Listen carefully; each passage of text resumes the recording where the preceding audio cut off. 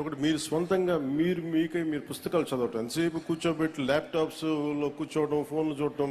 తల్లిదండ్రులు కూడా ఎలా ఉందంటే, మా అబ్బాయి ఫోన్ పట్టుకొని ఇలా టచ్ టెక్నాలజీ మొత్తం తిప్పేస్తుంది, బాగా ఎడ్యుకేట్ అయిపోయాడు అనుకుంటున్నారు. ఇంగ్లీష్ నేర్చుకుంటే ఇంగ్లీష్ వచ్చిన దానివల్ల మనకు తెలివితేటలు రావు. ది క్రియేటివ్ కెపాసిటీ, ఇన్నోవేట్ చేయగలిగే మైండ్, ఇవన్నీ రావాలి అంటే మటుకు చాలా మల్టీ టాలెంట్స్ కావాలి మనకి. మల్టీ టాస్కింగ్ చేయాలన్నా, అందుకని దానికి మనం స్వయం శక్తితోటి చదువుకోవడం అనేది చాలా ఎసెన్షియల్. అపార్ట్ ఫ్రమ్ మన పిల్లలు మన టీచర్స్ నేర్పించేది కాకుండా, అందుకు మీరు ఇళ్లలో కూడా తల్లిదండ్రులకు కానీ ప్రతి ఒక్కళ్ళకి గ్రూప్ లైబ్రరీ ఇచ్చే, ఒక 10 మంది ఒకటే ఏరియాలో ఉంటే మీరు ఒక లైబ్రరీ, చిన్న లైబ్రరీస్ పెట్టుకోండి.